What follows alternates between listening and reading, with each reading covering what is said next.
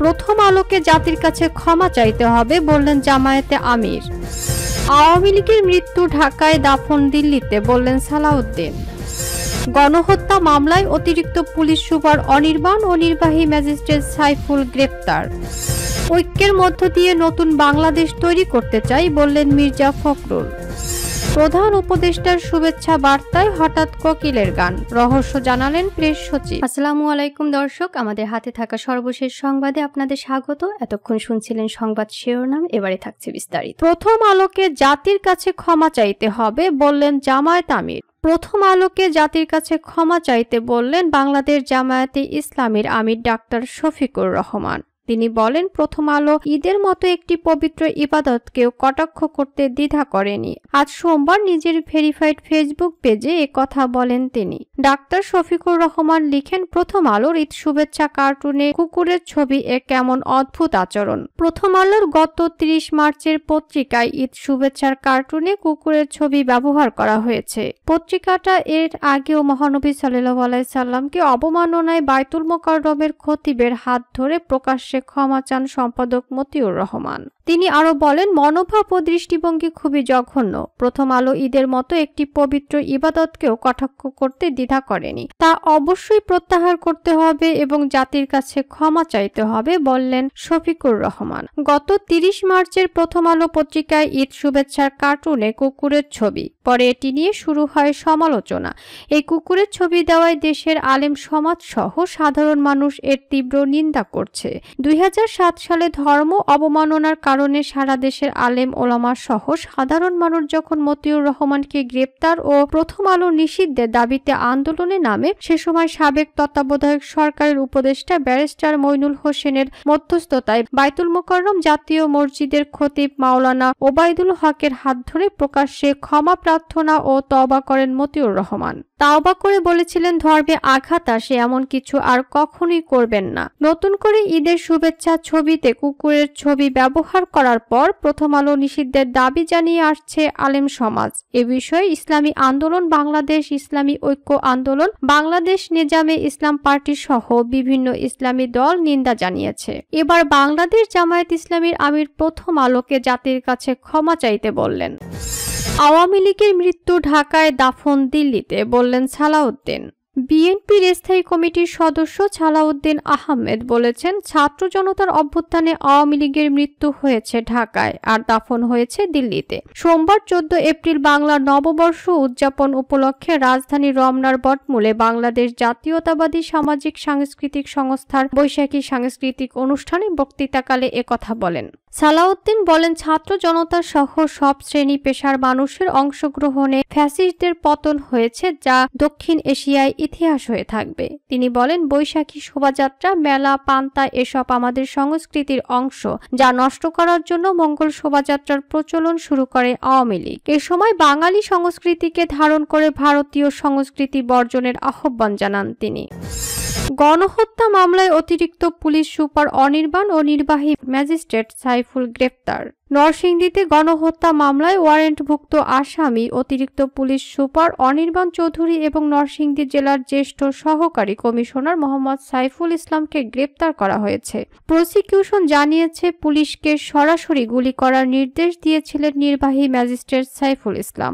সোমবার 14 এপ্রিল নরসিংদীতে গণহত্যা মামলার ওয়ারেন্টভুক্ত আসামি সাইফুল ইসলামকে গ্রেপ্তার করে আদালতে হাজির করা হয়। পরে সাইফুল সহ একই অভিযোগে অতিরিক্ত পুলিশ সুপার অনির্বাণ চৌধুরীকে কারাগারে পাঠানোর নির্দেশ দেন আন্তর্জাতিক অপরাধ ট্রাইব্যুনাল। ট্রাইব্যুনালের chief prosecutor advocate Tajul Islam বিষয়টি নিশ্চিত করেছেন। তিনি জানান, গুলির নির্দেশ দেওয়ার সঙ্গে জড়িত কয়েকজন নির্বাহী ম্যাজিস্ট্রেটকে এরই মধ্যে চিহ্নিত করা হয়েছে। পর্যায়ক্রমে তাদের বিরুদ্ধে আইনি ব্যবস্থা নেওয়া হয়েছে। বৈষম্য বিরোধী আন্দোলনে গত 18 জুলাই ঢাকার পার্শ্ববর্তী জেলা নরসিংদীতে শহীদ হন 10ম শ্রেণীর শিক্ষার্থী তাহমিদ ভূঁইয়া। পুলিশের গুলিতে তাহমিদ নিহত হওয়ার পর ক্ষুব্ধ হয়ে ওঠে সাধারণ মানুষ। পরে লাশ নিয়ে মিছিল করতে গেলে আবারও গুলি ছোড়া হয়, এতে আরও একজন নিহত হন। জুলাই আন্দোলনে শুধু একই জেলাতেই শহীদ হয়েছেন প্রায় ২০ জন, পাশাপাশি হাজারেরও বেশি মানুষ আহত হয়েছেন। জুলাই গণহত্যায় এখন পর্যন্ত ২২ মামলায় ১৪১ জনকে অভিযুক্ত করা হয়েছে। এর মধ্যে গ্রেপ্তার হয়েছেন মাত্র ৫৪ জন, যাদের অধিকাংশই পুলিশ সদস্য। ট্রাইব্যুনালের chief prosecutor advocate Tajul Islam জানিয়েছেন, তদন্ত রিপোর্টে বিভিন্ন পেশার আসামিদের চিত্র উঠে আসবে। ঐক্যের মধ্য দিয়ে নতুন বাংলাদেশ তৈরি করতে চাই বললেন মির্জা ফখরুল।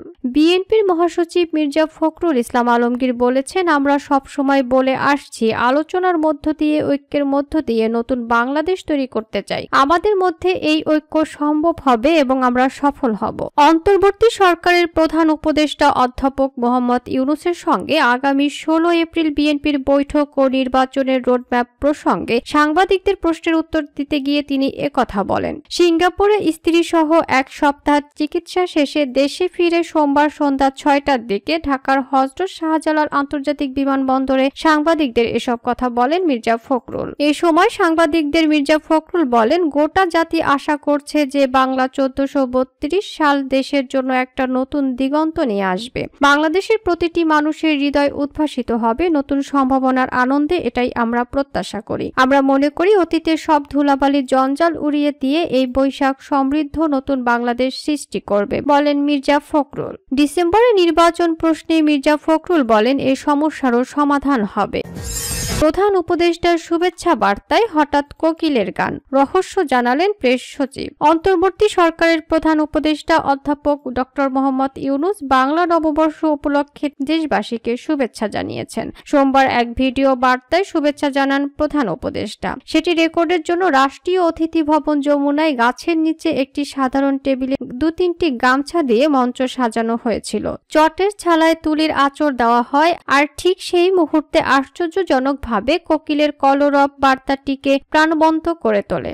ভাষণের মাঝে হঠাৎ করে কোকিলের গান কিভাবে আসলো, সে বিষয়টি ফেসবুক পোস্টের মাধ্যমে স্পষ্ট করেছেন প্রধান উপদেষ্টার প্রেস সচিব শফিকুল আলম। ফেসবুকে লেখেন, ইউনূস স্যারের বাংলা নববর্ষের ভাষণ রেকর্ড করছিলাম, কাল সকালে প্রচারিত হবে। রেকর্ডিংটা করার জন্য বেছে নিয়েছিলাম যমুনারই ছায়া ঘেরা এক সবুজ লন। রেকর্ডিং শুরু করব, কোথা থেকে উড়ে এলো একটা কোকিল, কুহু সুরে গান গাইতে শুরু করলো আমাদের মাথার উপরের গাছে বসে। ছাড় হাসি মুখে বললেন, যাক, আমাদের ব্যাকগ্রাউন্ড মিউজিকের আর দরকার হবে না। ৩.৫ মিনিট ধরে চলল ছাড়ের ভাষণ, আর সেই কোকিল পুরোটা সময় গান গেয়ে সঙ্গ দিল আমাদের। এদিকে ভিডিও বার্তায় প্রধান উপদেষ্টা বলেছেন, ২৪-এর গণ অভ্যুত্থান আমাদের সামনে বৈষম্যহীন বাংলাদেশ গড়ে তোলার সুযোগ এনে দিয়েছে। এই অভ্যুত্থান বৈষম্যহীন, সুখী, সমৃদ্ধ, শান্তিময় ও আনন্দপূর্ণ বাংলাদেশ গড়ে তুলতে আমাদের প্রেরণা দেয়। বৈষম্যহীন বাংলাদেশ গড়াই হোক এই বাংলা নববর্ষে আমাদের অঙ্গীকার। তিনি আরো বলেন, আসুন আমরা বিগত বছরের গ্লানি, দুঃখ, বেদনা,